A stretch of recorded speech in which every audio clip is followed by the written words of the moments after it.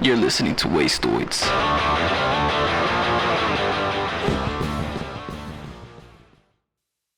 From cult horror and sci-fi to B-movie splatterfests, to underground music documentaries, concert films, public access shows, indie label showcases, and original programs, Night Flight Plus is the coolest place online for weird and riveting viewing.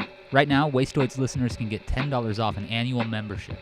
That means access to Night Flight's library for only $29.99 a year. Head to www.nightflightplus.com/promo code and enter WASTOIDS in all caps.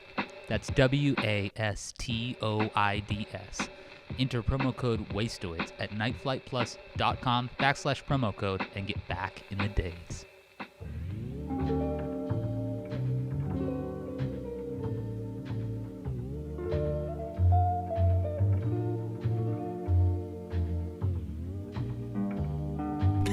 Adjusting. You gotta get Adjusting, 1, 2, right. 3. All right. You gotta get right. This is the earliest we've ever recorded Click Vortex, Sam. We both have coffee. Oh, I got a Charlie horse too. I just got that from adjusting that chair. Off to a bad start. We're falling apart, folks. We do have this thing. Yeah, I love it. Well, you'll have to do some bumper music. Wow. Well, welcome to the 5th episode of Click Vortex. Sixth? I think. Oh yeah, it's definitely the 6th.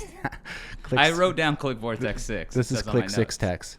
This is Click 6 Tex. Thank you all for coming back. Hopefully you've had a chance to digest all of the pop punk factoids from our last episode with Casey Schaefer. That was a lot of fun. Yep. But we're guestless this time. Just the original Click boys. Yeah, the original lineup. Back at it. We're back at it. And back together in the same town. Back together in the same town. Yeah, it feels good to be on the same. It's place. early enough we might catch a train. Maybe Yeah. We'll see. Yeah, I think we heard one earlier. But I got my fingers crossed that either a plane will fly at extremely low level or we'll get the train. But yeah, we're back to it. Back after a 3-day weekend. Was it a good restful 3-day weekend for you for the most part? It was pretty good. I planted a couple finger lime trees that I got from our warehouse manager, Kristen, which was very nice. Cool. I've been wanting some of those for a while, and then yesterday I played wiffle ball. That's killer. Which was so fun. I went 2 for 2. Oh, all right. So I'm pretty much the most athletic person in this podcast at the moment. You absolutely Unless are. you played wiffle ball this weekend. No, and I went didn't. 3 for 3. I didn't play any wiffle ball, and Okay. I got no stats to report. Okay. I went swimming yesterday. That's pretty good. At my mother-in-law's, and That's good. I got sunburn in just one spot. Amazingly, cool. Like just my shoulder. You got a sun tattoo. I got a sun tattoo. Yeah, exactly. But it is extremely rare. In the shape of the Sublime logo, hopefully. How did you know? Just a wild guess, I guess. I don't know. I was one of those guys who was wearing a shirt in the pool, but I had a cutout for the Sublime logo, so that I was able to get just sunburn in that shape. Great. So we've mentioned Sublime now. Maybe that's the first Sublime mention. I don't know. I think so, and I'm not going to mention them. All right, we don't have to talk much about. But you them. might. I don't know. You're up first this time. I think I definitely went first last time. You definitely went first last time, and I'm ready to go. So I went inspired by you. In part, this you watch Vivo a lot, right? I do. And I also like Vivo, but something I really like when I'm bored. I don't put this on obviously when I'm in the zone, but I'll put on MTV Classic, which is just people always say like MTV doesn't play videos anymore, but there is a channel that does play videos. Yeah, Miranda, I think Miranda, my sister-in-law, and also works here. I think she almost exclusively watches MTV Classic. It is it's always like a weird thing because it doesn't. They'll play stuff I know most of the time. You know, it's not like I'm getting completely thrown off, but I will see things that I hadn't thought about in a long time, or like they have the different blocks, like an 80s block or a Yeah, that's what I was going to 90s ask. It's like a block. wide variety, right? It kind of covers the whole... The 90s block is my favorite because it's not, and then there's like a more like I think there's like a rock focused one, and I think there's a hip hop focused one, but I like it best when it's just everything, all genre just grouped by decade. So the other day I turned it on and was flipping through, and one of the first things that I saw was a video for it was the 90s block, and it was the song Adia by Sarah McLachlan. Do you remember that song? Is that the one that's in all the dog commercials? No, that's Angel by Sarah Oh, that's right. McLachlan. Okay. Adia is another single from that same record, though. The record was called Surfacing from 1997.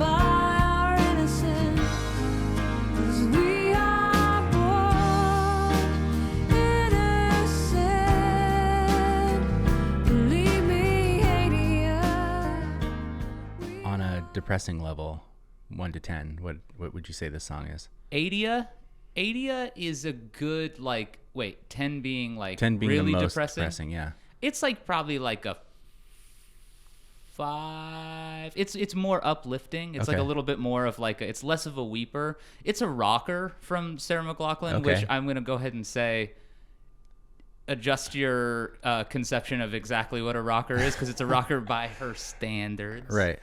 But it's funny because first off, it's just like one of those videos where it's like looking at 1997 is wild.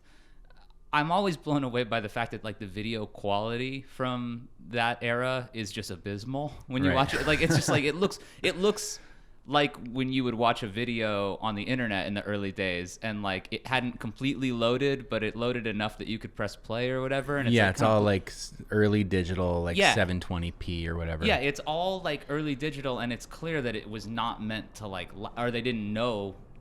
We got an airplane. Yeah, there we go. They didn't know that, I guess, 20 some years later, 25 years later, they were going to be. Yeah, they didn't think ahead. I had Playing. a similar experience. The Format did a live concert, and I very vividly remember the director going, "Do you want to do this in HD? Because it's like $1,000 more expensive." And we were like, Yeah. no, 720 is cool. Yeah. Like it looks great because Right. at the time it actually did look pretty good. Oh, yeah. Yeah. And then when yeah. we went back to try to find it, which, I'm sure where most of these videos are coming from, they've been digitized from like, some like terrible video format that doesn't even exist anymore. And I found to try to make that look any better is very expensive. So they're probably not doing that for the Sarah McLachlan videos. I doubt that they're doing it because the quality looked terrible. But the other thing about it for me was just like the fashion of that time. Sure. She's like wearing such a kind of like a strange outfit. Layers. Like a long. And that was later, maybe. Like a long dress with like a. Jeans? No, a long dress, very short hair, kind of like a very 90s shirt that was like a long sleeve, but like close fitting. Anyway, it was just confusing time. It was like post grunge. It's very much post grunge. It's like when grunge, now people like Sarah McLachlan are sort of trying to be grunge, but it's like going out of style, so it's just getting confusing. Right. What she's got going though is like very much like, so she launched Lilith Fair the same time she launched this record. I have a weird like history with this record. Like so many CDs when I was a kid, like my brother actually got a copy of it. My younger brother, Brad, he had like a handful of CDs that I just like stole and listened to a lot. And I think he liked the Sarah McLachlan album. I don't remember what song it was, but he somehow got a copy of it. But I like stole it and I listened to it so much. I listened to that album. There's a handful of songs. Building a Mystery is a great song. I think there's a song called damn it. It immediately just slipped my mind, which happens so often when we have the microphones in front of us. Like a thing will just zoom happens. right out of my head. But Building a Mystery, it's got the song Angel on it. There's a song called Sweet Surrender that like is really, really good. And I remember being like on a band trip in 9th grade. As we've established on this podcast, I was a clarinet superstar. Yeah, so, first chair. First chair. I wasn't first chair my freshman year, but I remember listening to it on this band trip.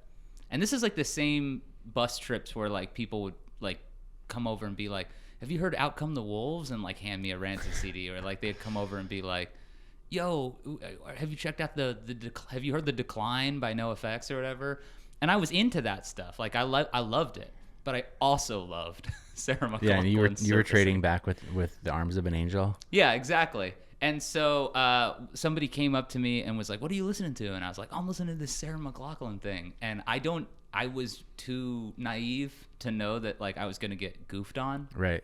And I got goofed on really, really hard by like all the dudes who were like making fun of me and mocking me. And it's funny because I realize now a bunch of stuff, but one, like, that was one of my first real, masculinity is like a prison that you have to live in, you know, like, or it can be, right? Where you're like, I just like these are pretty songs and they're cool, and some of the guitar playing on the record, I swear, is pretty weird. And See, like, that's how I kind of always felt about Fiona Apple. Like I was gonna get made fun of, although like I don't know, I think she was maybe just trippy enough that I could get away with it. I do think that there's like a like.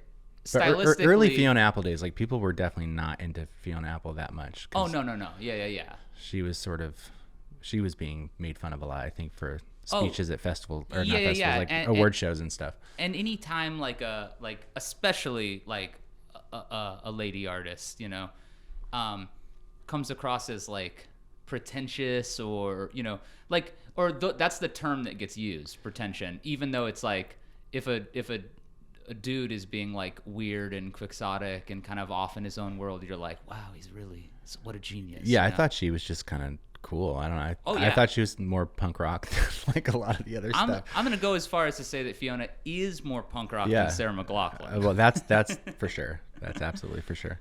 But so I was watching this video and just really singing along and hitting some of the high notes in a pretty impressive way, if I do say so myself.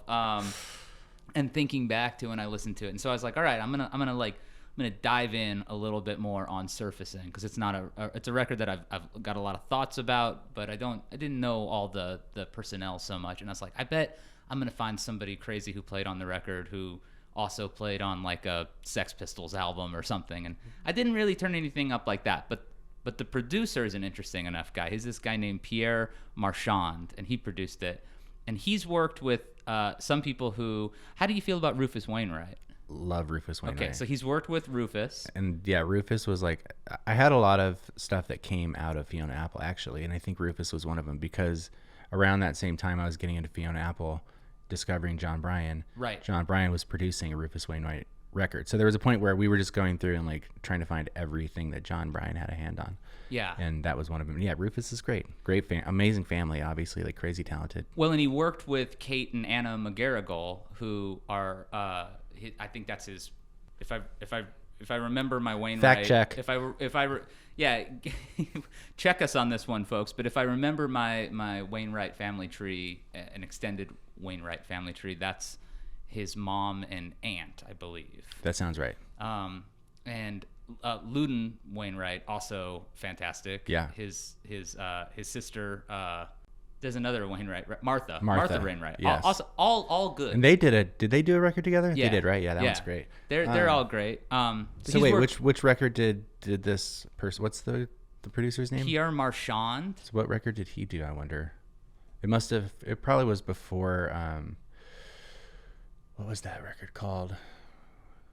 With I don't know. It says that. I forget the title. I don't know why I'm even attempting to remember.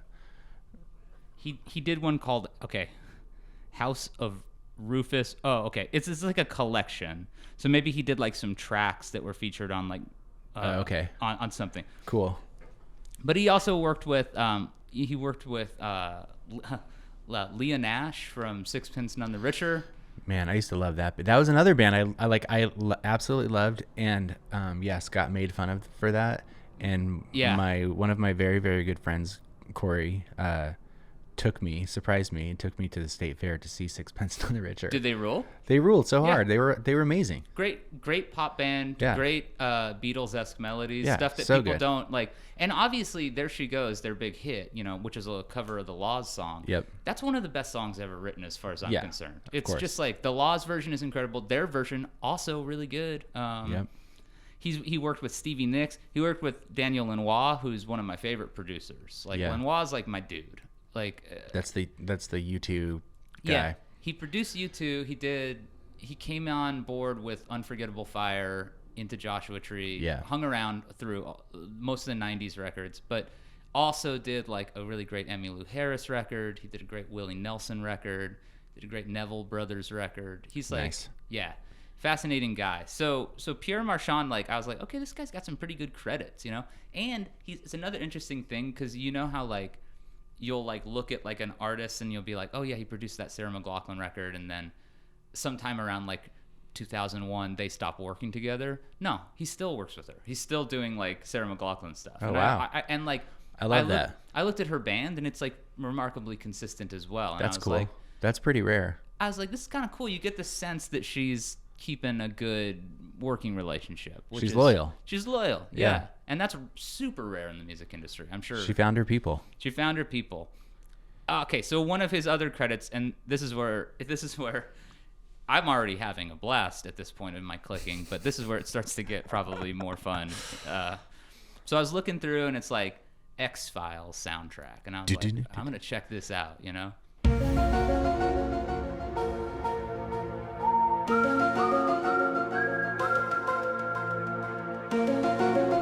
So that the theme for the X-Files is a guy named Mark Snow. Yeah. And I am currently with my wife Becky. We're in the midst of doing an X-Files rewatch, start to Nice. finish. I've tried to do that so many times, and I just have not successfully gotten through the entire series. You know, I like it a lot. I'm a big fan, but I will say that it is very much a long-term project, because when they are episodic the way they are, where there's an overall theme to the show, and Sure. like eventually they start to kind of develop out a continuing storyline. The smoking man and There's like a whole mythology to it, but Yeah. mostly it's just like a one and done story Sure. each episode, which is the way they're doing the new Star Trek show, which is I love it. I love episodic television. Yeah. But it doesn't necessarily lend itself to like watching a bunch of it for some reason. You know what I mean? Like I don't usually watch 2 episodes of X-Files in a row. I think that's why it's tough for me, because Yeah. you don't really get pulled into a plot line, and so it's easy to walk away from it and come back. And then at a certain point, if you walk away for too long, you just don't come back. Yes, Until absolutely. way later, maybe, you know. So that's been my issue. But great show. Great show. Great soundtrack. Super into it, right? So what he contributed to, Pierre contributed to a Sarah McLachlan song called Black, which is remixed by William Orbit, who I feel like was the dude for remixing rock and rock adjacent acts at that time. Yes, very much so. Lots of U2 remixes, and lots of work with Madonna. That Madonna record, Ray of Light, like he's super involved in that record. Top to bottom jam of a record, in my opinion. Yeah. I think that holds up so much better than I realized when I revisited a few years ago.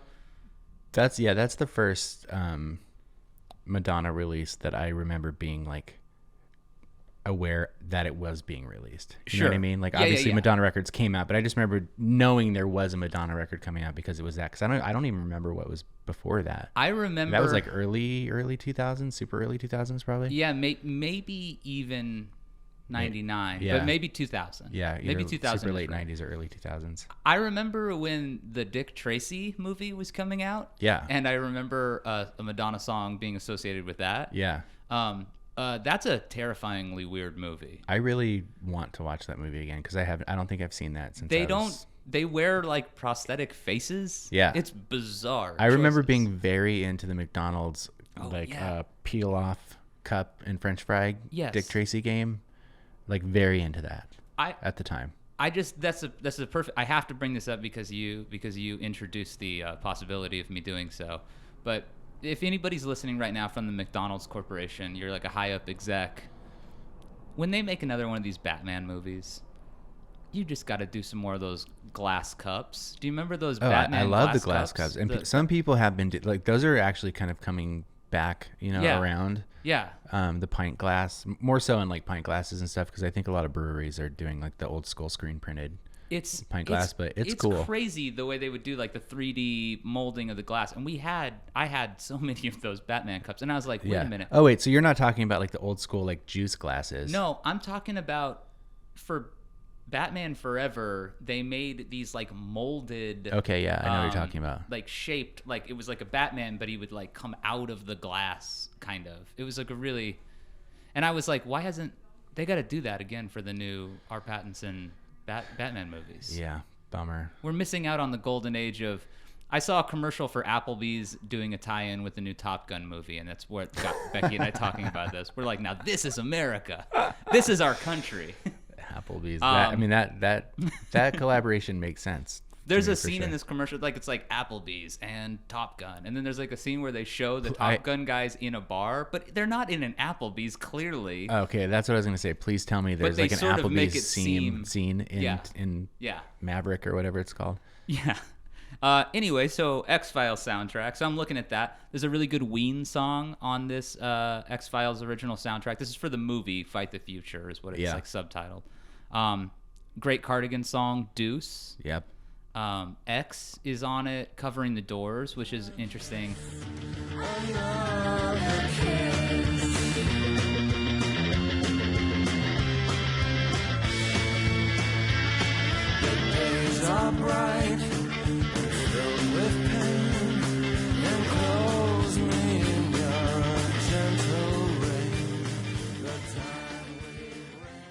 Which is interesting.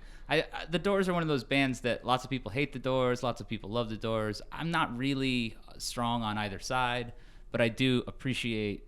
I appreciate that. I've come around to the Doors a little bit in my older years. I think that you can have. There's fair criticisms of the Doors, but those criticisms would apply to any other classic rock band as well. You know what I mean? Like a lot of people would be like, his lyrics are dumb, and it's like, I hate to break it to you, but like. Dumb lyrics are hate to break it to you, but all lyrics are dumb. Most lyrics are at least a little dumb. So that's pretty good. And I was like checking it out, and I was like, I do remember going to see this movie when it came out. Like, it was still pretty rare for TV shows to become movies at that point. X-Files very much influenced by Twin Peaks, so a cool situation where I think there was even some crossover. There's definitely crossover in actors. The guy who plays Major Briggs also plays Scully's dad and performs like very similar stuff. Deputy Hawk also appears, not named the same thing, but essentially playing the same character, it feels like. Yeah, there's the, and I think we've talked about this before, but the Morley cigarettes. Oh, yeah, prop, you mentioned that. Which I think is just, that's like a movie thing. But, yeah. But watching, I made that connection with those two. I was like, I recognize those cigarettes. It's like fake Marlboro cigarettes or something.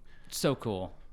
So X-Files, I'm looking at this thing, and what this leads me to was before the X-Files movie came out, they put out. It's a weird thing. The 90s were a golden age for Batman cups at McDonald's, but also a golden age for Hollywood. Like soundtracks, like movie soundtracks and TV show soundtracks somehow being like not only like popular, but like almost like for hardcore collectors, like that was the shit you had to buy because like you wanted this one song that was only on that thing. You know, that happens so much. Yeah, absolutely. So before the X-Files movie, they put out another X-Files. A previous X-Files compilation called Songs in the Key of X, and it's got an incredible cover of an alien. It's like painted, and the movie soundtrack is pretty cool. This soundtrack is amazing. I remember, I just pulled it up. I remember this soundtrack. A friend of mine had this because his parents were like very into the X-Files. Yeah, this is a good one. It's so nuts. It's got, funnily enough, a Sheryl Crow song on it that we have talked about previously on this very podcast. But that's on there. You got Foo Fighters covering Gary Newman. Foo Fighters known for, they did a lot of covers on like soundtracks. I feel like they were on that other X-Files soundtrack. They right? absolutely are on the other one. I remember too. that song. Yeah. Oh yeah, and they're like, that's got "Walking After You" on it, which is a great original actually from them. That's right. Which I love. On this one, they're covering. I think it's Cars. Am I right? No, Down in the Park. Down in the Park. Gary Newman. Yeah. Down in the Park. It's got Nick Cave, the song Red Right Hand, which is featured in a really famous X-Files episode, Ascension. You got Screamin' Jay Hawkins, who is one of the weirdest and coolest figures in pop history. Yeah. Have you ever heard his McCartney cover? Monkberry Moon Delight? I don't think so. In the attic, kilo up my nose, and the wind played a tranquil cantata. So as I blew the crack of the enemy's home, and the horrible sound of tomato. Ketchup, super puree. I'm going to send it to you, dude. Yeah, please do. It is going Because that to... and that's already a crazy. I can't even imagine him singing that. Yeah. I mean, I guess I kind of can. He sounds utterly deranged. Yeah. He like hears McCartney doing his like playful derangement, and he's like, I'm going to show you how to really sound unhinged. Yeah, he's like, that's cute. Let me show you how this should have been done. Yeah, yeah, and I'm sure he brought like his skull in with him and Yeah. stuff. So he's on it. You got the Meat Puppets. You got Danzig. I'm a big fan. That's right in the era where Danzig loses me. But I'm a big fan of the first couple Danzig records. Deeply, deeply appreciative of Rick Rubin's production on the first couple Danzig records. You got the Meat Puppets. You've also got a collaboration on this Songs in the Key of X, a collaboration between Brian Eno and Elvis Costello, the only thing they've ever done together. That was a recurring thing too with 90s soundtracks. There were a few really good ones where you would see two bands getting together, two artists getting together for the soundtrack. I don't remember. There was like one. Anita's going to be screaming right now, like she knows exactly what I'm talking about. But yeah, I don't know. Okay. I don't know. We'll just leave it at that. We'll no just information. Anita, there was a call good one. 1-877 Wastoids Please- and tell us what. please let us know what soundtrack Sam is thinking of. It's got William Burroughs and REM doing that's that cool. Star Me Kitten. For a lifetime use, I've changed a lot, and you can't have one. You Burroughs, of course, also collaborated with, something I hadn't thought about, but recently was thinking back on. I've been on a big REM kick lately. I think you have also been sort of in an REM zone. I have, yeah. I had an REM phase when Monster came out. Yeah. And I went back through the entire catalog and then just sort of stopped listening to it, but they've always just, been in my library. But I have recently gone back and listened to Monster and kind of started all over and went through that whole process all over again. That's awesome. Great stuff. I forgot that Kurt Cobain and Nirvana and Burroughs had done a collaboration too. William Burroughs, but then I also sort of forgot how much Michael Stipe and Kurt Cobain connected, and how Stipe really tried his best to kind of help Kurt navigate the weirdness of being like a famous guy who didn't necessarily want to be famous, right? Or who. It's probably more complicated than that. He probably did want to be famous, hated that he wanted to be famous, and also didn't want to be famous. Somehow it's all true. You know what I mean? It's a tricky situation, yeah. But I listened to that, and that Star Me Kitten is already such an incredible song. It's very Beach Boys to me, very West Coast. And then you've just got William Burroughs doing I don't know, and it's just nuts. That's such a cool song title. Oh yeah, it's so rad, and it's such an. So I was like, man, I didn't actually have this X-Files soundtrack when I was a kid, though. I somehow missed out on it. But I remember seeing it at a store and wanting it. I remember being with my grandparents in Telluride, Colorado, and I have tried to find this record store since. Maybe somebody listening will know what I'm talking about. Probably not. I don't know. Yeah. But I remember this record store, and I might be mixing things up. I might be mixing my dates up, but I remember going down there, and it was like a downstairs subterranean thing. Love that. And they just had a bunch of Melancholy and Infinite Sadness posters on the wall. And if I'm doing my math right, that album would have been out for a minute. But maybe they just kept it up because it looked cool. Or maybe they didn't get a lot of labels dropping off, promotional materials. I don't know. But I just remember being down in this record store and being like, I gotta get a job it was more like a CD store, it wasn't it wasn't full of actual vinyl, but right. somehow, But that inspired you to. that inspired me later to in want life. to do it. And I remember seeing that X-Files thing and sort of being like, hey, and my grandparents being like, I don't know, it's kind of expensive, because it probably was. It's probably like, $19. I mean, you remember CDs used to cost like so much at one point. Yeah. But that takes me to, we're nearing in on my final click here, which was that there's also on this X-Files thing, not a lot of hip hop, but there is this kind of really weird psychedelic hip hop group called PM Dawn. Do you know PM Dawn? I remember PM Dawn, yes. Okay. I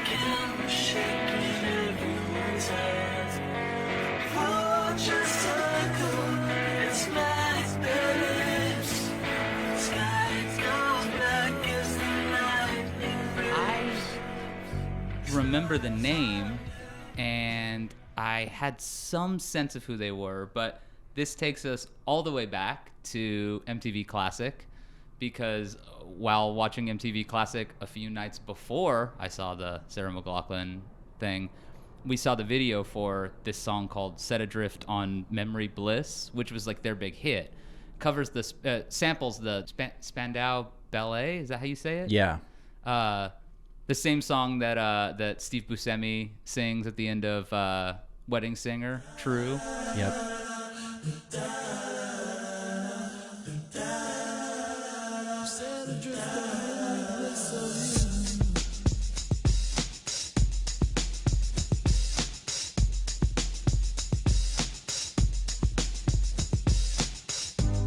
The song on the X-Files soundtrack is called like If You Never Say Goodbye, and it's like very psychedelic rock. It's like so I go down the rabbit hole with this band in particular because they are. It's enough. So what do you remember? What do you remember about? I just pulled it up because I was pretty sure this was it. So Yeah. Anita and I also came across this Set Adrift on Memory Bliss video from PM Dawn like not that long ago, probably 2 months ago. Yeah. So that I had a little refresher on them. I do remember them from that soundtrack, and I think that's about it. Yeah, it's pretty similar. Like it's one of those groups that I just am aware of, and probably prior to 2 months ago, I wouldn't even have any reference point. I'd just be like, yeah, I'm not sure. I'll have to get. Yeah. I'll have to Wikipedia that and go on my own vortex.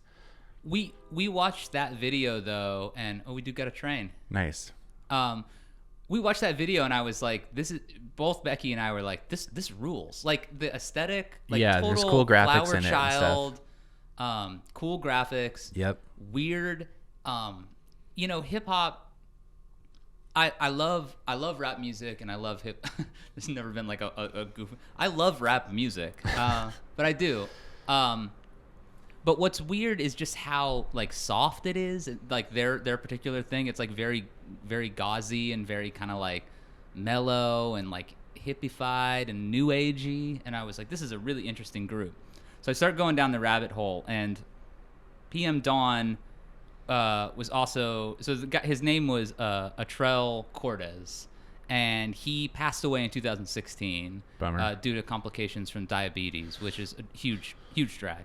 But his name was Prince B in the group, and then he had his brother Jarrett Cortez, who was DJ Minute Mix, and kind of went down the rabbit hole with him. Found a really cool article from last year in GQ by Rachel Tashjian. I believe I'm saying her name right. I apologize if not. And it was called "Freaky Rap Pioneers PM Dawn Wrote the Rules of Summer Style." And she pulls out some photos and cites the fact that like so much of the modern psychedelic DIY bootleg thing Yeah. absolutely is just like riffing on the same kind of stuff as them. Like What year was that? Do you know what year that song came out around that Set time? Adrift, I want to say crap, how do I not know? But it's like 90 I was gonna say it must be like 92 pretty early 90s. or 93 Yeah. maybe,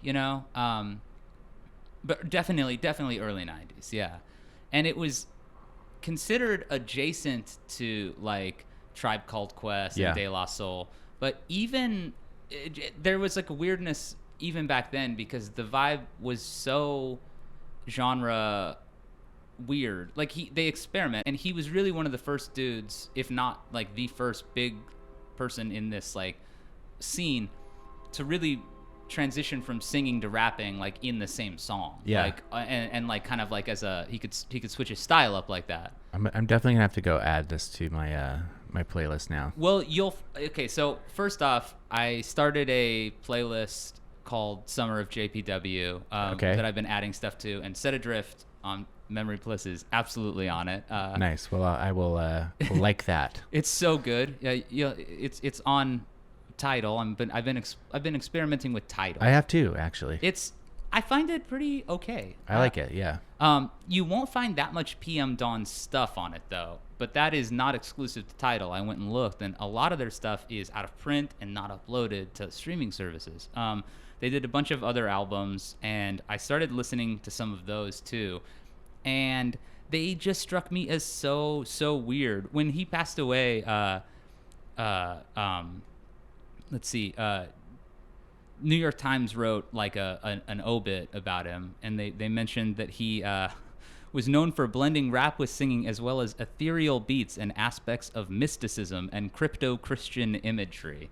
And so I started like looking into it, and he was raised, his mom introduced him to this guy, Edgar Casey, who is like a sort of renowned clairvoyant Christian mystic, who would go into trances and talk about Atlantis. I feel like I've come across that person at some point. Yeah, he's very much like one of he's one of the sort of fathers of New Age, as we kind of understand it now. But I like was listening to some of the stuff, and they've got a record called Jesus Wept, which just sounds incredibly hard. And I listened to it, and it was like, this is so weird and strange. And I just think about how. So I was just like, I'm just totally in like a total PM Dawn zone, and I read this great article in GQ that Rachel Tashjian, maybe that's a little better. Reading it, and she was talking just about how you look at some of these pictures and you can absolutely see Post Malone like flying this flag, and like other people from anybody who's like doing rap, but also he's way ahead of his time, like huge style influence, wearing all sorts of cool rings and like his shirts and anyway. So let's throw some respect out to PM Dawn, who managed to get on the X-Files soundtrack and sound really cool. I listened to their song like 6 times, and I was like, at first I was like, do I like this? Does this sound good to me? And then the second time I was like, it's interesting for sure. Like I'm fascinated by it. And by like the third time I was like, I love this. This is so good. And so then I was like, all right. And then when I got into work today, I was like, Gems, Wastoid's own Gems was like, what are you going to talk about on Click Vortex today? And I was like, I'll tell you, but I can't tell Sam. So I typed in PM Dawn X-Files to like pull that song up. And not only did they do a song for that soundtrack, but they also did a remix of the X-Files song. How do you define normal?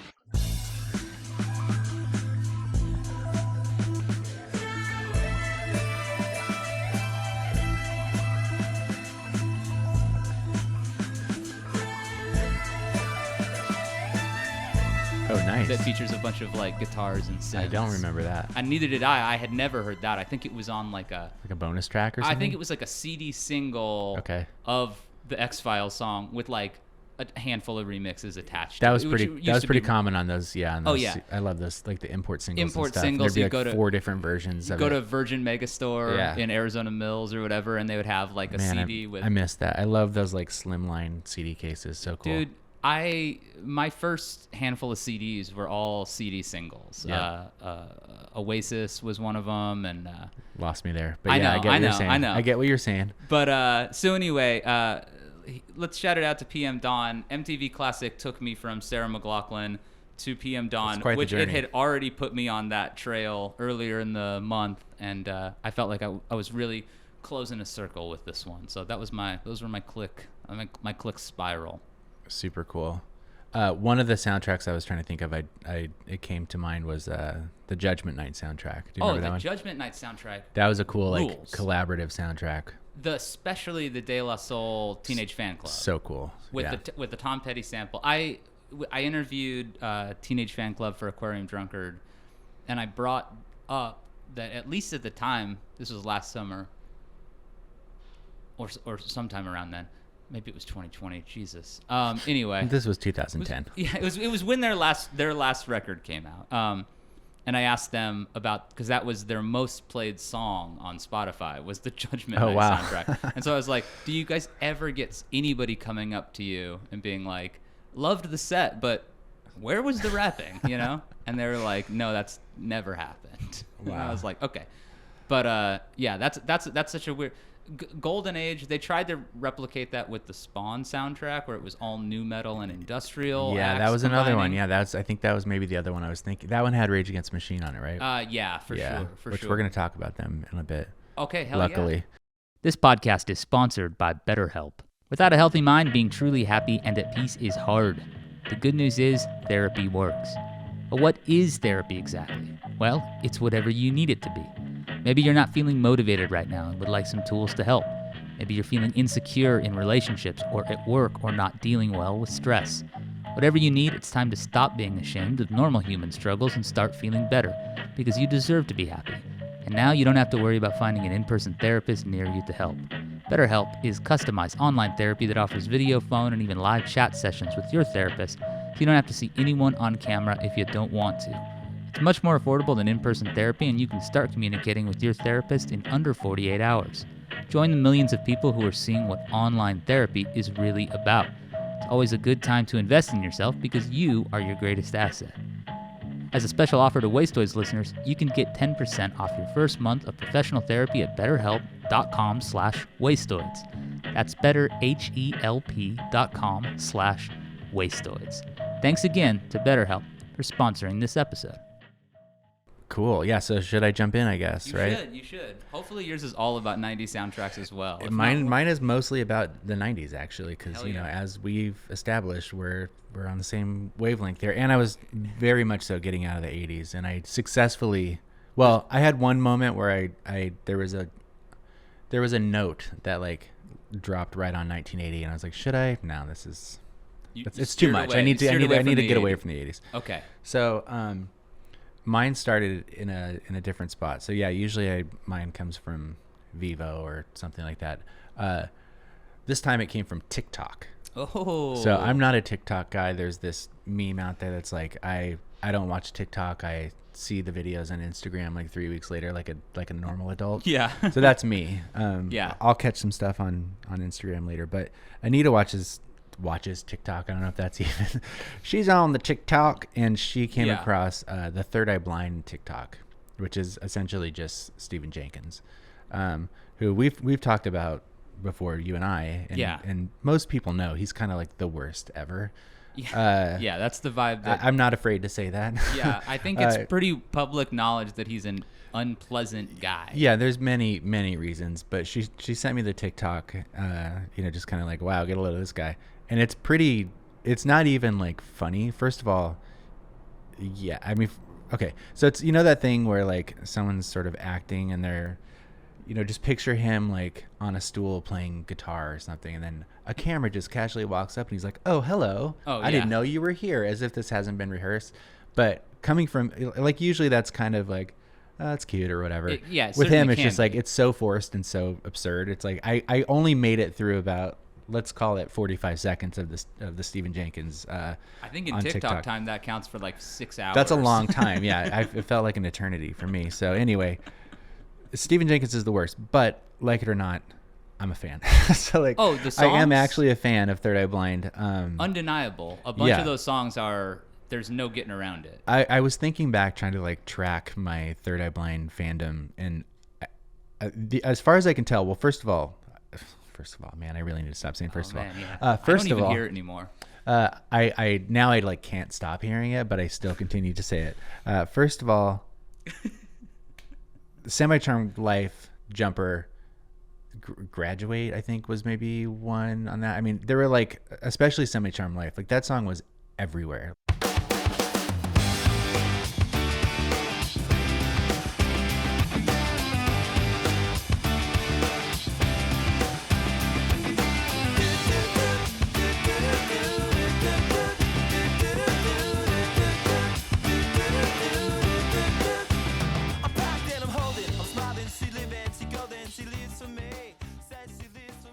Like that was one of those tracks where like you just could not get away from it. It was in the grocery store. It was, maybe I was taking the bus at that time. It was everywhere. Like you just hear it all the time. Like no matter where you are, it's just somebody's playing it somewhere. Oh yeah. It's on the radio 24/7. I love that I'll never let you go. I don't remember. That's a great song. That's on Blue. Okay, and that was the huge single on the next record, which really catapulted. I think that was like, when you have a few hits on one record, there's a lot of pressure obviously for the next. Yeah. That I don't think had as many singles, but Never Let You Go I think was maybe even bigger than any of those singles, and really took that record, and them, sort of solidified their place in music, and they still exist, and now they're making TikToks. Yeah. But yeah, I was trying to figure it out, and I think probably what it was just one of those things where it was on all the time, despite the fact that there's like an absurd amount of lyrics in especially in Semi-Charmed Life. Somehow they're like easy to remember, like the way they flow. I gotta hand it to them. It's like surprisingly, I don't know a lot of lyrics, but I can sing that entire song. I'm not going to do it right now, but I can and that's kind of impressive for how many lyrics there are. So however he managed to craft that song, I don't know, good one, I guess, there, because it's stuck, I think, for a lot of people. Can we suggest that if anybody calls 1-877-WASTOIDS and asks you to sing the whole song, that you will do it, but just for them? I don't think so. No? Okay. No, I don't think so. I have... Don't call 1-877-WASTOIDS and ask for that. I feel like that song does always end up coming up in in jam sessions, which I don't do many of, but it's kind of the easiest one that everybody knows because it's just like GCD or something. So yeah, it's the easiest one to get through. But it's funny because really anybody else singing that song is like horrifying. Like it is such actually a terrible song by itself. It's only a good Third Eye Blind song. It's not actually a good song, I've discovered. So yeah, I have a feeling that, probably myself and a group of friends just would, jokingly sing along to this song.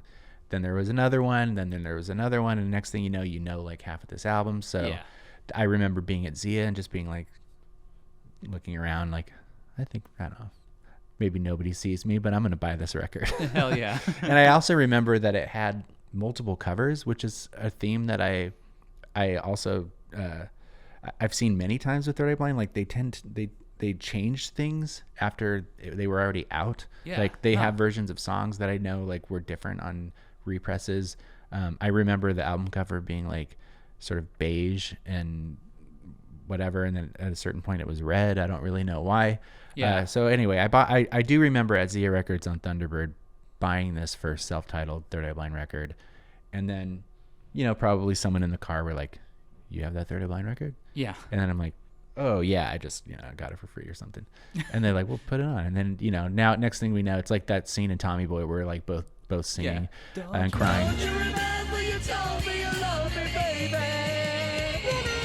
You said you'd be coming back this way again, baby. Yeah. So it got to a point where suddenly like we were all fans of Third Eye Blind, like all of my friends. And I think part of it too was the timing. Like I was doing a lot of thinking yesterday when I was going over these notes and putting this all together, and that was right around the time, I think it was like 1999 I have here that Blue came out. And so right around that time was really when like I was growing up a little bit, 18, 19, trying to get out of the pop punk world, starting to put more thought into like songwriting. Sure.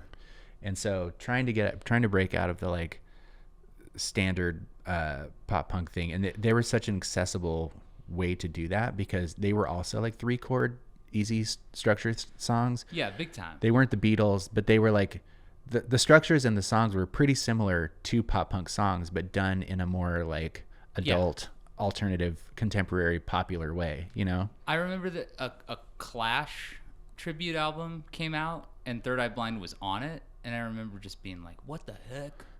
They're not punk. It's like a couple years later, right? Like when I was like now I was into punk, and because I had like an MXPX CD, I decided I was an authority on what was and wasn't punk. Like all 16-year-old punk kids are, right. But I remember being like, Third Eye Blind is on here? What?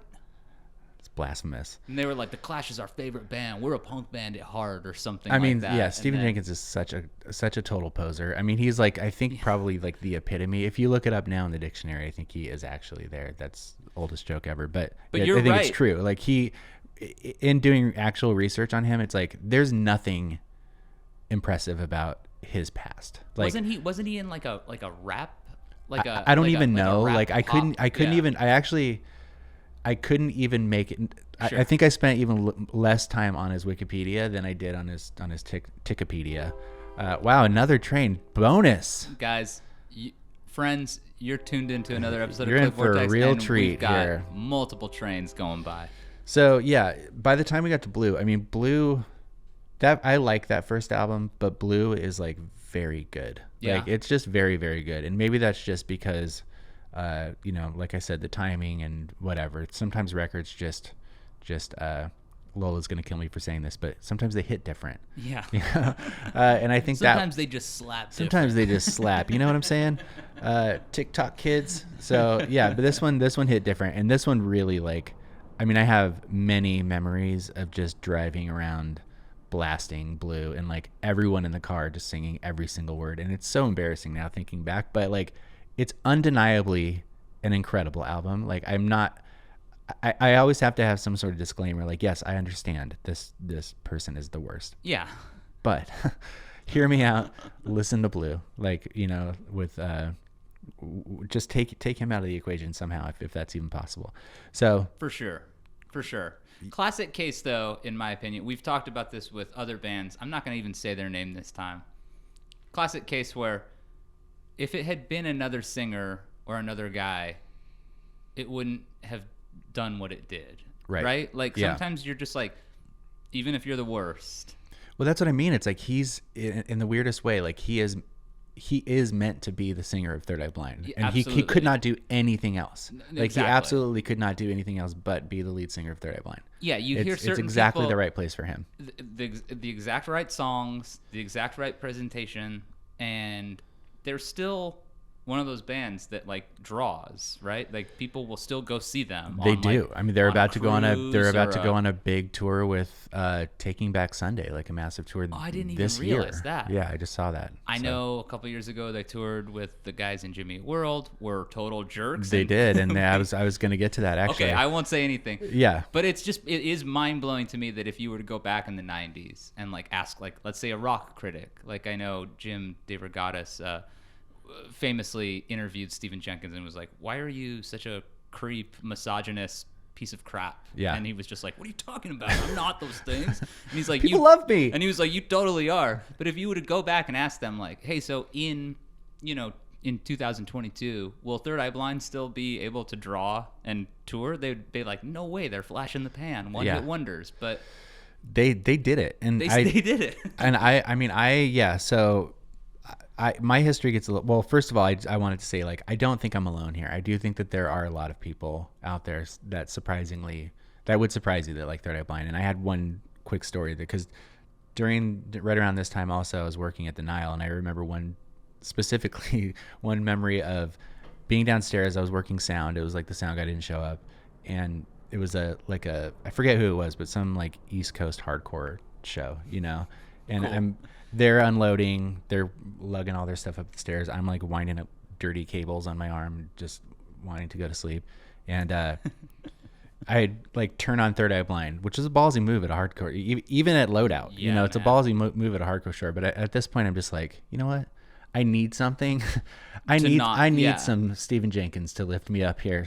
And so I turn on Blue, and the dude, like the lead singer, is this like big, I mean, like the stereotypical like East Coast hardcore dude, like mesh shorts, slides, tattoos everywhere, big dude, would kill you.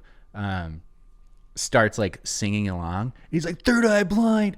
Oh my God, I love Third Eye Blind. And then I like look over at the drummer, and he's turned down, and he's like, Paulie or whatever. I mean, that's whatever. He's like, Paulie, tell him how much I like Third Eye Blind. And this is like a joke that a friend and I have. It's like, the drummer just goes, he likes him.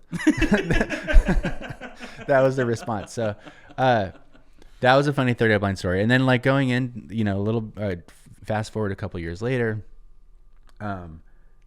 we ended up getting signed to Elektra Records, which was their record label, and we had the same. This was the period when Sylvia Rohn was the head of Elektra, who notoriously wasn't maybe the best. Really, I don't think anybody was really managing Elektra Records good. Sure. Post 1970 something.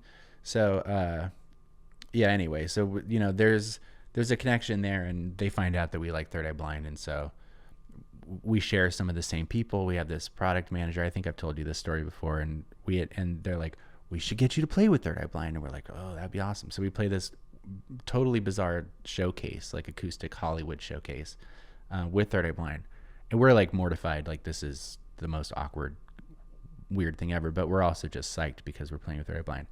And then afterward, our product manager's like, you want to meet Steven? And we were sort of like, no, that's okay. Yeah. Like, because we knew, like we were fully aware that like Even this then, guy's you could the have worst. A sense that, like, Oh, we knew for sure. Like Yeah. there was no doubt about it. Like at that time, I had this on my notes because it was such an important part, and really like the reason we knew he was the worst is he used to wear a top hat on stage. He used it as a prop, and just I feel like that kind of encapsulates everything that sucks about him. Like Sure. anybody who would do that, Yeah. like a top hat, like would just you. In some ways, you kind of have to respect it because he's like doubling down on what makes him the worst. But yeah. that alone was enough. Like I was telling my uncle yesterday, like I can't listen to the Eagles because Don Henley wears leather gloves when he drums.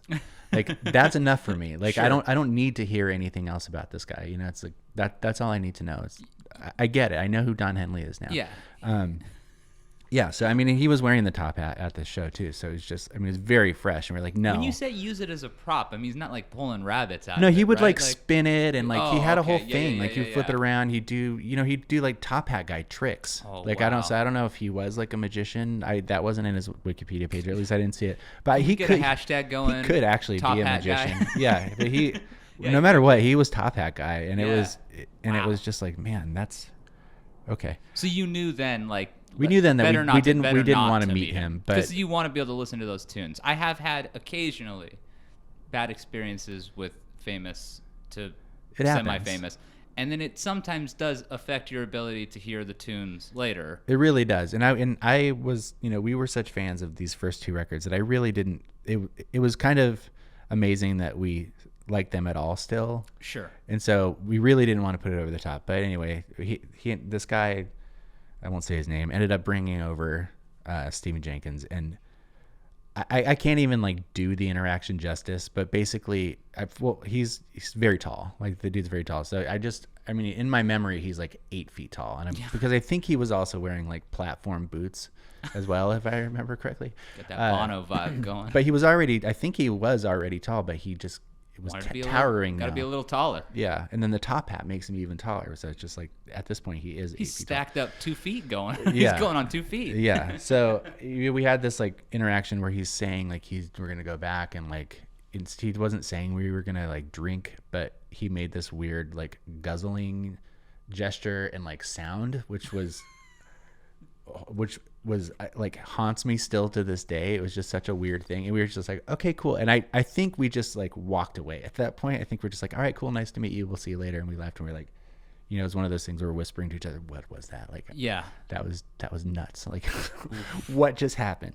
Yeah. So Stephen Jenkins, anyway, I looked, I was shocked. I mean, yes, they're still making records. They've put out 7 records total. So right around that time, they were releasing an album called Out of the Vein, which is the last one that I actually listened to. So we gave that one a shot. That was during our Elektra Records days. So we were played that in advance in Sylvia's office because she knew we were a fan, and she played us like a song from it. And so we were like, yeah, this is cool. But then it's not as good, but it has a couple good songs on it. And that's where I stopped. Like I'm done. Like after 3 Third Eye Blind records. I remember a I'm couple out. years ago they came out with like an album that had like some covers on it, and I want to say that they covered like some unexpected choices. Am I imagining that? I don't know. I didn't even really like dig in. I just saw that they But- put out 7 records, one of which they put out last year even. So Oh yeah. pretty recently. Which I do remember hearing a song about creamer, vegan creamers or something, non-dairy creamer.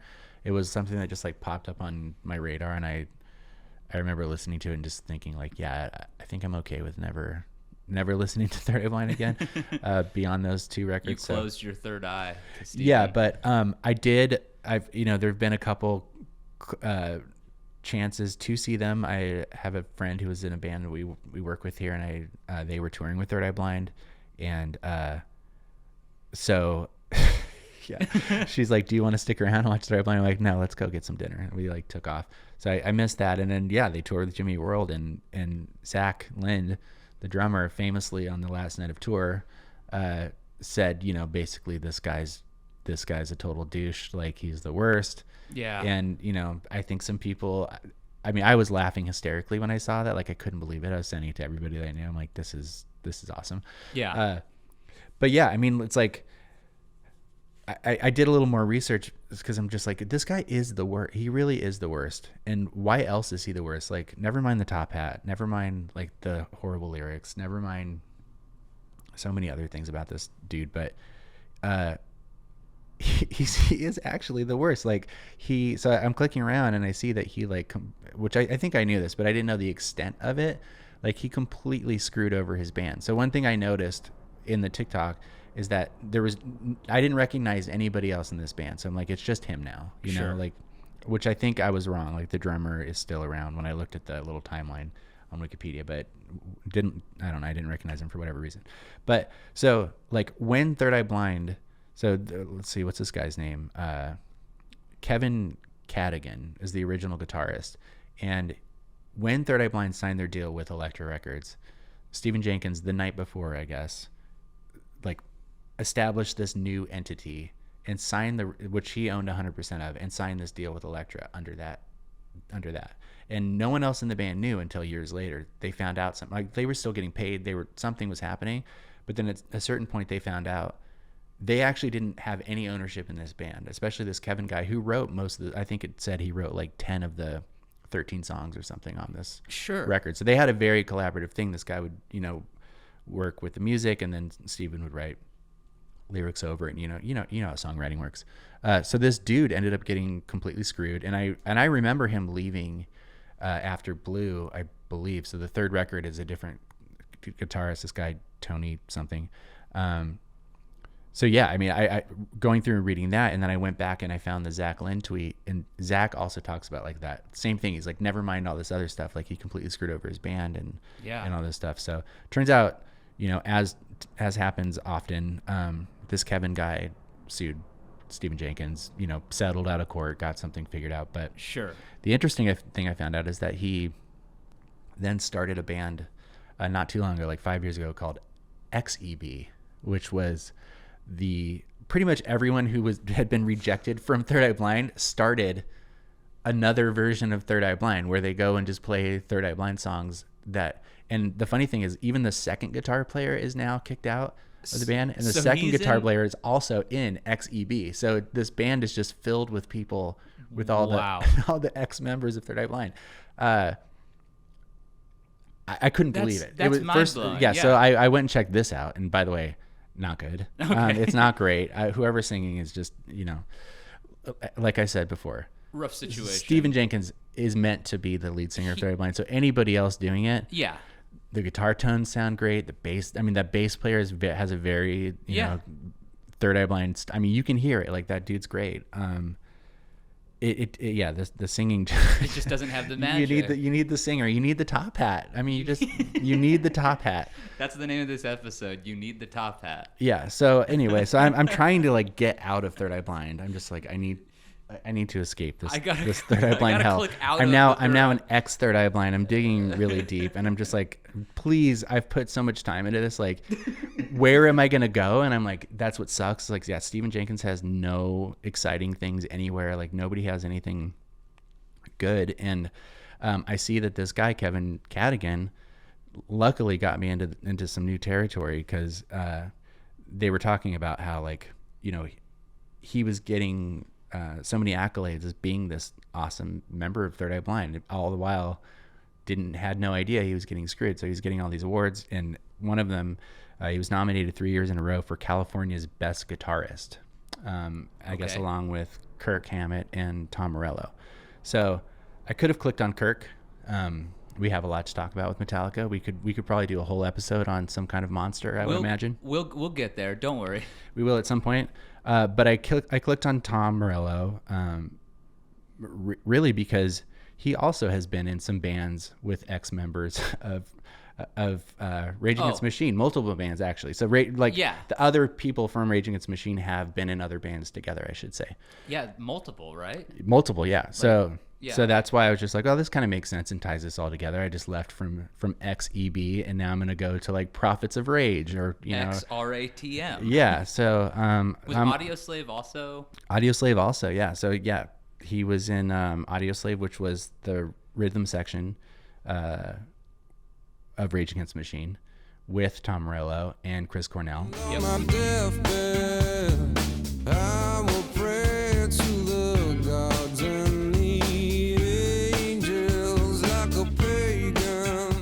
And he was in Prophets of Rage, which was the same rhythm section, same dudes, Tom Morello. So everyone from Rage Against the Machine except for Zach. And then Be Real from Cypress Hill, Chuck D. Yeah. And DJ Lord, who's also in Public Enemy at a certain point, like in the late 90s. Kind of joins up.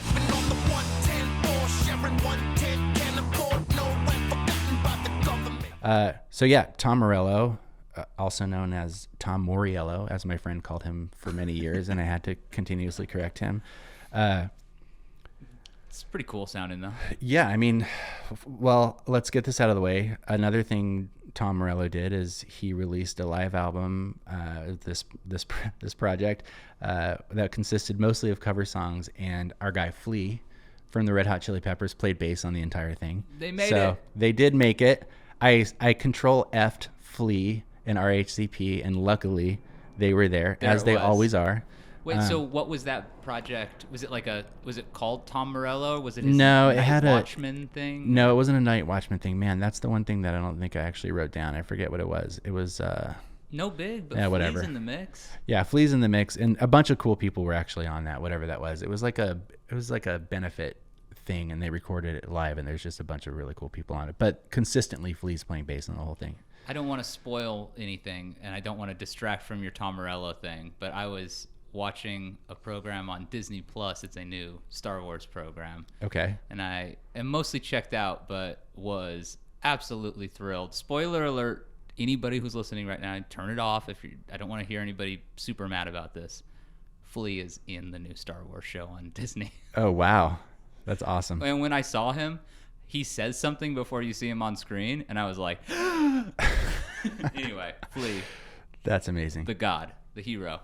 Axis of Justice is what this thing is called. Okay, that sounds terrible. Yeah, it's but it's got a lot of people. It's like Wayne Kramer, Okay. Maynard James, Okay. Keenan, Flea, of the Red Hot Chili Peppers. Yeah, so there's volume 1. It doesn't look like there was ever a volume 2, but it was like a Some cool folks, obviously. I mean, yeah, it was a cool thing. I mean, as is pretty typical with Tom Morello.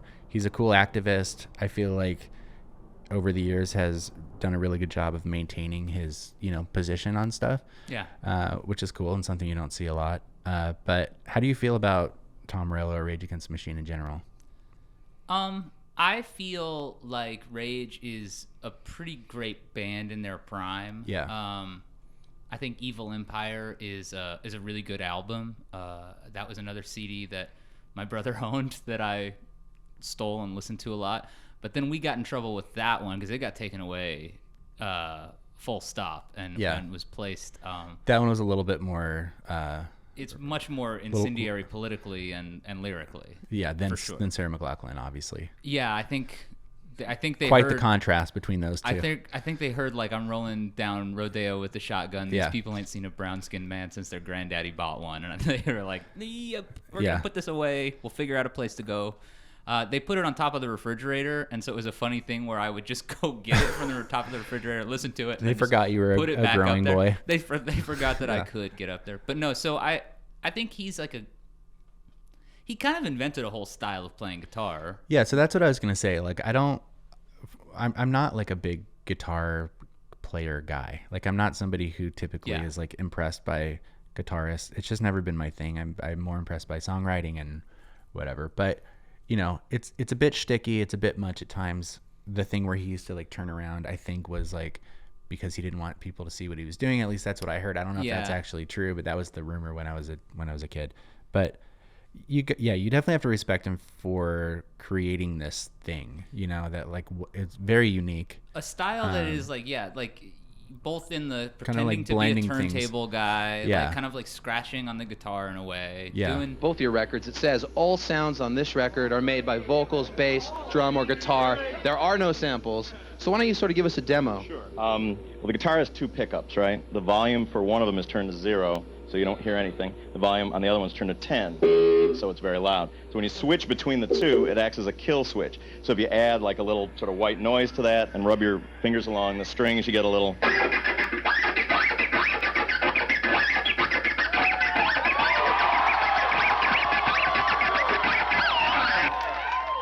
some pretty monster riffs, like undeniably monstrous riffs. The riffs are totally great. I mean, I think Yeah. that's the thing that really brings in brings in the masses. I would say would be like just those like undeniable riffs are so That's catchy. why like you go to a Rage show. I mean, I've actually never seen Rage live, but the idea of knowing that like you go there and it's like this is like an avowedly hardcore leftist, Marxist, like anti-racist, whatever, but you go and it just be like bro dogs, and those bro dogs are there because those riffs They're not are paying attention to the undeniable. lyrics. Yeah. Undeniable, right? You're gonna thrash around, you're gonna dig into Bulls on Parade, and it's gonna sound heavier than hell, you know, and that's all you're there for.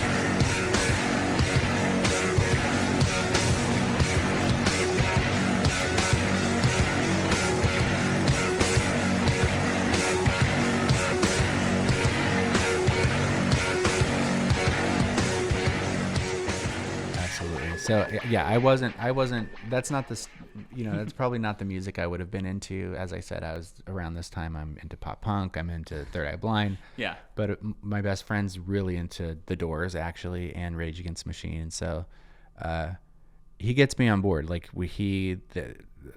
he's like, hey, let's, you know, I think they used to work at Compton Terrace. They like some friend of the family or something had a concession stand at Compton Terrace, and that was a thing we could do for work, was like we'll just go, and you know, various kids in this friend group could like go like sling hot dogs at Compton Terrace. So him and another friend of ours, I think, worked the Rage Against the Machine show, and that was it. They were just like, oh man, this band's amazing. Yeah. So they came back. We saw that they were coming back with U2 for the Pop Mart tour in 1997, and he's just like, we gotta go. So at this time, we're like very much 1997. I am like fully scheming on how do I not get a normal job? How do I go work at Epitaph? We had this whole plan. It's like, we're going to move to Ontario, California. It's really cheap. It's only like a 60-minute drive. We weren't accounting for traffic at that point. Sure. And we had this whole plan. And so we were, you know, like coming up with creative ways to like get into things and finagle into things. And one of the ideas that we had are like, okay, let's just make a fake press pass. And I think I've told you this before. And also, let's just make a whole fake press situation in general. Like I was involved in the Weezer fan club of making the website for Weezer's fan club in the 90s. And I sort of had this idea of how things worked just by association with that. Like they would send me faxes for things, and like I got to see like a tour itineraries and how the press side kind of worked. So I had this little inside tip, and I'm like, look, we just need to get a hold with somebody at Epic Records. I don't, you know, they have no way of verifying it. Like the internet's very early stages. Like, let's just say we have this, we're part of this like Rage Against the Machine, like press network thing. And they bought it. I forget. I had it on my phone, so I'll pull it up and see what it's called. But wow. Yeah, so I called somebody, got a hold of somebody at Epic Records, and I was like, look, I need 3 press passes for this Rage Against the Machine, you know, website that we're doing or something. We called it the Propaganda Network. Oh wow, which is really cool. And I'll show you, and then I'll post this later so you can see my press pass from 1997. Incredible. So we went to Kinko's. We took some some pictures, and we went to Kinko's and printed out these passes and laminated, and it had the signature and everything. So we go to Sun Devil Stadium where U2's playing, and we have our horribly cheesy passes. But at the time, that's kind of what passes, like some passes look like. They did not look great. So like quality was not a thing for everything. So, and you know, like we know now, like little hot tip for people out there, just act like you know what you're doing, or act like you're supposed to be there, and you can almost walk into anything, which is scary, but absolutely true. If you're a bad guy, don't do that if you're a bad guy. But if you're a good guy or a good person, if you're 17 and you're just trying to break into sound check for U2, yeah. So we showed up at Sun Devil Stadium at like 10 o'clock in the morning and watched like the entire setup, and that's a huge place, so it's really easy to hide. And I don't know how, but like we convinced even the like guitar tech or something that we had this whole story and we had our passes, and he was like, "Oh, no way, dudes, you guys want to like watch from the side of the stage?" And we're like, "Yeah." So we watched the entire Rage show at Sun Devil Stadium side stage, which was amazing. We're 17 and we were completely full of shit, like which now in retrospect I feel kind of terrible about, but we didn't really do any harm. That's the music besides industry, lying. bud. You can't beat yourself up too much. I guarantee something worse happened that night. Oh, probably. Yeah. So anyway, so that was cool, and then we actually even ended up doing it again later. Another quick story, just because it involves Rage. So we're like, let's do this. Works so well at Sun Devil Stadium. Rage came back not too much later with the Foo Fighters at Mesa Amphitheater, and I think I told you the story as well.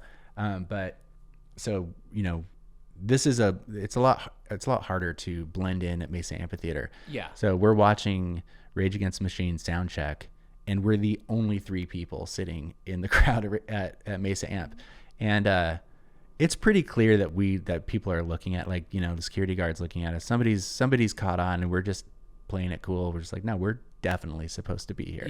At noon, like Mesa Amp, the only 3 like 17-year-old kids here. So as they're like tearing down, we decided it's probably a good idea to cut out, and so we start walking away, and we get pulled over by this big security guard, and he's like, "Hey, what are you guys doing here?" And we're like, "Oh yeah, we're supposed to be here." And we're like Wayne's World showing our passes. We're like, we're totally supposed to be here. We're with the propaganda network. Yeah. And then he's like, "What's that?" And we're like, "Oh, it's yeah." He's like, "Come with me." We're like, "Oh no, we're of course thinking we're gonna like be arrested or something." Go to jail. Yeah, because we're stupid. And what he ends up doing is he pulls us backstage, and who's standing there but Tom Morello? And he brings us over to Tom Morello, and Tom Morello's like, "What are you guys doing?" And we're like, "Oh, yeah, we're not supposed to be here." We like come clean. We're like, "Look, we're like big fans. We just really wanted to see you guys and whatever." And he's like, "All right, well, I respect that. You probably shouldn't do that. This is like kind of our time to," he gives us the obvious spiel. Like, we're trying to figure, I know how touring goes. Yeah. I understand it very well now. Yeah, absolutely. Not on that level even. So, I'm sure, but he was like, "Do you have tickets?" And we're like, "No." He's like, "All right, I'm going to give you real tickets. Just leave now. Come back when the show's over. You'll be on the guest list." And we're like, "Oh my God, thank you so much." Holy crap. So cool. Coolest dude ever. Couldn't believe it. We didn't learn our lesson. We did it again. We made actually Arizona later azcentral.com came into play. We made press passes for that. We said we were part of the like teen network or something. We put hockey holograms from hockey cards on it to like legitimize it. Wait, for more Rage stuff? No, so this was for like other festivals like the Edge Fest. Yeah. Those types of things. Yeah. Another funny quick story on that. We got busted at the first Edge Fest also by this woman, Nancy Stevens, who this was the day before. Like, shout out to Nancy Stevens. She's like, "What are you idiots doing here?" And we're like, "Oh, we're supposed to be here." And she's like, "Dude, get out of here." Like, "No, you're not." Like, "What is this? Is that like a hologram from a baseball card?" And we're like, "Yeah." We're like, "Yeah." So she kicks us out. Like a couple years later, she ends up managing the format. So that was funny. That's hilarious. Yeah. So yeah, Tom Morello's Wikipedia page is extensive, and I could have gone many other places. I did search high and low for Todd Rundgren, and was surprisingly like the only name on there that I couldn't find. He was in the E Street Band, which I think you actually told me that. I didn't even know that for quite some time. Your story about how he was so cool to you guys when he busted you is enough to counteract how much I dislike his playing with Bruce Springsteen. Yeah. I can't think of a guitarist who I would rather. Wait, I can't think of somebody I'd rather hear less than Tom Morello with Bruce Springsteen. Don't get me wrong. No shade to Tom. Right. But that is just such a It was not a great. So I have not heard that, and I did actually want to go look that up before I ended my journey. Fan, as a Boss fan, I'm saying this with peace and love to Tom. Not my vibe, but yeah, he plays with everybody other than everybody. Yeah, he's just been around. Yeah, he's got the Night Watchman thing, which I think that's just like his solo record thing, right? So yeah, I don't know. The dude, the guy's cool. I had somehow managed to have this very unique personal experience with him where he was a cool guy and like that's amazing. Seems to be doing trying to do a lot for the world at large over the number of years. He's an incredibly smart person. I think he went to Harvard or something. And it's funny like if you go back and watch one of these days if you're bored, like go back and watch like early Rage performances. There's some performance of them like in the park in I don't even know where they are, DC or something, and there's like 7 people there and they're just playing these songs that from Evil Empire, or not Evil Empire. From the Battle of Los Angeles? The first record. What's that called? Is it just called Rage Maybe Against it's just the called Machine? Rage Against the Machine, yeah. Where Anyways, the songs Fire. from that, yeah. And it's good. They are good. They're so tight. Like, they just, they're one of those bands. They're just, they just are great, and you have to sort of respect the whole thing for what it is. Absolutely. And now they're back, and I guess they're trying to play some shows again. So. And I would like to see one of those shows. I think I'm gonna see if I can reactivate the Propaganda Network or whatever. Let's do it. The technology is there now. You can make much better passes at this point. I might be able to just do something crazy like purchase tickets to go see it, I don't. We'll see. Or just get an actual press pass. I could probably real one. I could maybe even manage that. Yeah. But I don't know. I still think I like the Propaganda route. We should do the WASTOIDS Propaganda Network. Oh, I love and just that. make that a real thing. Oh yeah. So yeah, I made a point to find that picture, that pass last night. We'll include it in the so show that notes for this episode. Yeah, I'm trying if I have any like things like that, I'm trying to have a little just memento to share. Just like you shared the awesome photo of Josh Freese. If you hadn't seen that one yet, go check it out. I don't know why I keep all this stuff or how I've managed to hang on to it for so many years, but yeah, somehow I still have my Propaganda Network pass intact. That's amazing. Yeah. So that's it. That's me. Man, well, those are 2 far-ranging 90s focused clicks, but but interesting sides of the 90s. The 90s are they're in the air these days. They are. The 90s are back in many, many ways. Half the stuff 90s through early 2000s. Lola says Y2K aesthetic is hot right now. Hey, in fashion. That's hot. So yeah.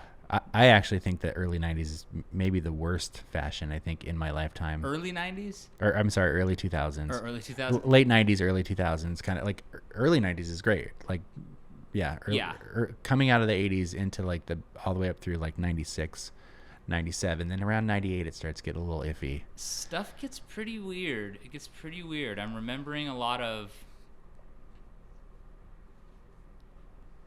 What was the name of the... There was like a specific clothing company that did... It's not Serial Killer, although that was like big. No. Not Is Loungefly a real thing? That's a real thing now. I don't know. I just remember like a lot of like weird like style gets so strange, like sort of 70s and 50s stuff like incorporated into like weird. Anyway, we're I remember a lot of just like dyed black hair and like bad jeans, like a lot of bad just jeans. bad denim, like just weird looking baggy boot cut denim. I don't know. Yeah. Lots of sweaters, but like not cool sweaters, like V-neck sweaters. Yep. Ugh, I'm terrible. taking notes right now. Lots of like Old Navy, because that's where you'd go in Arizona, I guess. So yeah. It's just like. I'm taking notes so that I can I got to get my wardrobe. I'm going to ask Lola to rate my fits. Yeah, 2.0 Jason wardrobe. Yeah, that's right. The podcast people might not know that I have a wardrobe, but It's not a secret, right? no, it's not a secret. Yeah. So Jason has a wardrobe. It's a green button-up shirt and some pants, and I like it. Although I'm still missing that button. I know. I should have. I have a suggestion too for the button. Maybe this isn't the place to do it, but I noticed you were rocking the button. Yeah. On the Nate No Face interview, which I am a Yes. huge fan of. I myself am wearing a button right now on my T-shirt, but little suggestion: wear it above the pocket. Got to go above the pocket. Yeah. Otherwise it gets heavy and it like brings down the pocket and you can't see the button. Dude, I watched that video and I was saying the same thing. I was like, I screwed up. Yep. But you should still watch that video if you It's want to see. great. If you want to see some truly drooping buttons, you're gonna want to check out. By the our- way, I'm keeping an ongoing list of band names because I've come up with so many good ones in the past, and I always forget them. So we've been using Notion a lot. Shout out to Notion, who is not sponsoring this podcast, but not yet. So now that I have Notion on my phone and my computer, anytime a good band name pops up, I add it, and Drooping Buttons is going on there, like without a doubt. When we'll start that project together, and when you Jenkins me and kick me out, I'll start the X Drooping Buttons. X buttons or X drooping XDB. buttons. Well, let's see. What we got to give folks their plugs. Call us at 1-877 Wastoids. Leave us a message. Tell us about your weird click rabbit holes. Lots of cool stuff up on the set right now. Great set with Texas shoegaze band Blushing that we recorded over at the Linger Longer Lounge. Super cool. Turned out super cool. Shout out to our buddy Raymond, who did awesome visuals for that one. You're gonna want to check that out. Got some recent episodes of The Spindle talking about Pavement, the recently reunited Pavement. Got a great episode with Limbeck that is up right now as well. That went up today, Mike right? Berens, Oh yep. man, I can't wait to listen to that. Great interview Well, with Limbeck. That came out 2 days ago, right? Oh yeah, that came out 2 days ago. But great interview recorded in their minivan while on tour. You should check that out. And yeah, lots to check out at Wastoids. Give us a ring. If you like Click Vortex and you want to help, there's a couple things you could do. You can leave a rating and a review wherever you listen to the podcast. You can click that little 5 stars, 4 stars, as many stars as possible. Whatever the maximum stars are on this platform, please just click them. If you're gonna leave us a negative one, don't, just keep it to yourself. But also be cool.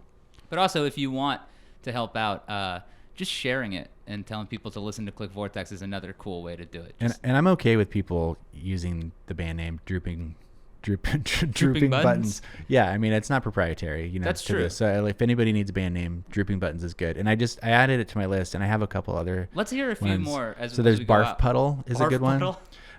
So if anyone needs that, or Street Meat, I think is a good one too. Street Meat, yeah. Those yeah. last two were recent ones from New York. There were things that actually were said as we were walking down the street, like watch out for that barf puddle. Oh, that one's going on there. And Quite. you smell that street meat? Yeah. Yes, I do.